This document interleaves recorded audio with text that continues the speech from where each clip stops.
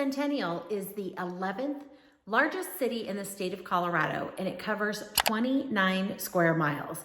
Now, it's a really funky shaped city, which you're gonna see on the map next. Centennial is also located on both sides of I-25, and I-25 is one of our major thoroughfares here in the state of Colorado. The population of Centennial is about 108,000 people, and the average selling price of a home in April 2023 was $725,000. And one of the best things about Centennial is its central location. So let's go check it out on the map, and I can show you where it's located in relation to all of the metro area. Okay, here we are on the map tour of the city of Centennial. Now, like I showed you on the previous map, Centennial is in the outlined red dotted area on the bottom, towards the bottom of the map. And I wanted to show you how centrally located Centennial really is. So what's really great about Centennial is you can get pretty much anywhere in the metro area in a good, decent amount of time. But let's point out some landmarks. So from Centennial, if you needed to go, or you worked in downtown Denver, or you wanted to go to the sporting events and take place in all the cultural things up there, to get to downtown Denver, you would just take I-25 right up this way, and downtown Denver is right about there, right under that D. So drive-wise from Centennial to downtown Denver, 20 or 25 minutes, obviously depending on traffic and that kind of thing, but not a far, not a bad drive. If you're going out to the airport a lot, so you would go from Centennial, you'd take I-25 down, C-470 all the way around, and then out to the airport. Now that's going to take you about 45 minutes, again, depending on traffic. But the things to note is this part of C-470 is all a toll road from I-25 all the way up here. So if you're going that route, expect to pay a toll. It's one of those that they just attach it to your license plate, they bill you, or you have an account with the toll road. If you didn't want to take the toll road, well, then you can head up I-25, out 225 to I-70, and right up to the airport. Same amount of time, same distance, just a different route, no toll roads. But it's nice to have two major thoroughfares that can get you out to the airport if you needed. Now, a couple other things to note. We're going to talk about these on the video, but I mentioned the Denver Tech Center, so that is right about here. I also talk about Cherry Creek State Park, so you can see, one, how big the park is, and two, where it sits in relation to Centennial. I talk about Broncos Training Camp, which is right here, Dove Valley. So Broncos Training Camp, again, very close to Centennial. And then the Centennial Airport, well, I'm going to put a dot there. It's right about there. So if you do a lot of private flying, or you have your own jet or small plane, then the Centennial Airport's for you, and you're very close here as well. Now, a couple other things to note is this highway, I-25, it runs from the northern part of the state all the way to the southern. It goes all the way through the state. So you can take I-25 all the way up. It'll get you all the way to Wyoming. You could take I-25 south, and that'll get you down to Colorado Springs. From Colorado Springs to Centennial, you're looking at about an hour's drive. The other thing to note is if you're a skier, if you're a snowboarder, and you're planning to go up to our world-class skiing, well, how do you get there and how long does it take? You would take C-470 out towards the west, take that all the way up to I-70, and I-70 out. Now, to get out to the world-class skiing like Breckenridge, Vail, Keystone, you're looking at an hour and 45 minutes to 2-hour drive. If you're going up on a big ski weekend and you're planning to go Friday afternoon and come home Sunday afternoon, expect to sit in traffic for longer than 2 hours. So just depending on the time of day that you go, and the day and the ski weekend and that kind of thing will depend on what traffic looks like getting up to those ski towns. So that's it to show you how centrally located Centennial is. Let's get into what an amazing place Centennial is, and all of the amenities and the things that the city has to offer, and all of the fun things to do right around that area. So let's get into it. The second reason people like living in Centennial is the school districts. Now, there are two different school districts in the city of Centennial. One of them is Cherry Creek Schools, the Cherry Creek School District, and the other one is Littleton Public Schools. Now, you can check out the ratings on the individual schools or the districts themselves on niche.com or greatschools.org. And I highly suggest that you do that individually for schools you might be thinking of, and also for the districts themselves. Now, both of these districts are very highly rated here in the state of Colorado. Cherry Creek is always in the top 1, 2, or 3, and Littleton is right up there as well. Now, don't quote me on it, but I think Littleton is one of the highest paid districts too. So to me, that means they are able to recruit, or they are able to attract teachers that are of very high caliber. We have open enrollment in this state, and what that means is that you can send your child to whatever school you wish as long as there's an opening there at that school. And if there's an opening, there's a process to get your child in. But Cherry Creek schools and some Littleton public schools, I believe, don't allow open enrollment because they are so full at capacity and they're so desirable. So some of the schools in Littleton, I believe, and I think all of Cherry Creek School District does not allow open enrollment. So you do need to live in the area where the school is located. It is definitely something to double check though, because that changes regularly. The third reason people like living in Centennial is there is so much to do here. Now, there are tons of rec centers. I think there's 3 or 4 different recreation districts, but the rec centers have indoor and outdoor pools, they have tennis courts, they have workout facilities, they have classes and sporting leagues for the kids. There's so much going on at the rec centers, basketball courts, climbing walls, all of those kind of things. They are located all over the city of Centennial.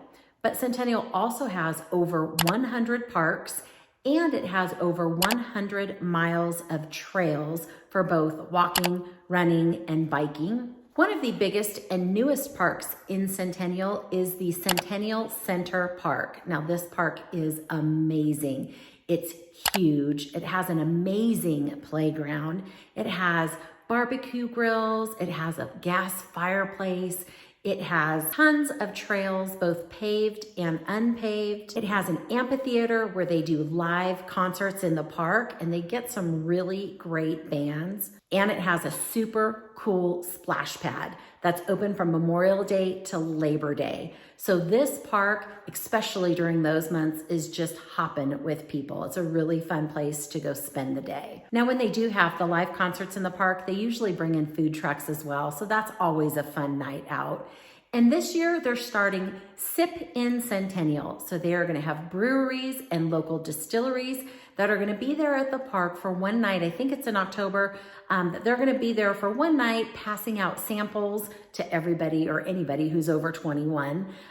They will also have food trucks. They're going to have lawn games and yard games and all kinds of fun stuff going on at the Sip in Centennial too. And then they even have holiday events at the park also. And now I showed you earlier where Centennial sits in relation to Cherry Creek State Park.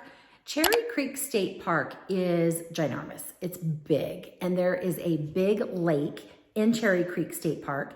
And on that lake, you can bring motorized boats, you can bring speedboats, ski boats, you can bring jet skis. You can also have sailboats or rent kayaks or canoes or paddle boats. That's all right there at Cherry Creek State Park. Now, there's also overnight camping, so it's fun to get away for an evening or a weekend, and it's not very far from Centennial, so that makes it nice as well. But you do feel like you're out of it all, away from the city, and just there at the state park. Now, you can fish on the lake. There's tons of trails that you can bike or walk or run. There's also horseback riding, and they have a model airplane field where they fly model airplanes. Now, there's also a swim-up beach that's roped off from boaters there on the lake too. And in the winter, you can ice skate, you can go snow sledding or tubing, and you can go snowshoeing right there in Cherry Creek State Park. So you get all of that with one day pass or an overnight pass located really close to Centennial. Centennial is also home to the Broncos Training Center. Now, that's also a fun day out. You can go in late summer and you can watch the players practice. You're actually just sitting on this grassy knoll right next to their field. Sometimes, if you're lucky, you get to get autographs and you get to see all the players.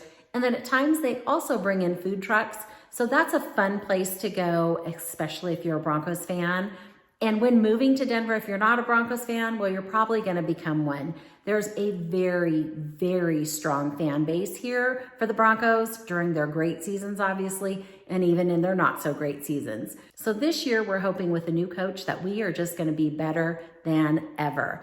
Getting out to Broncos training camp in late August is always a fun thing to do.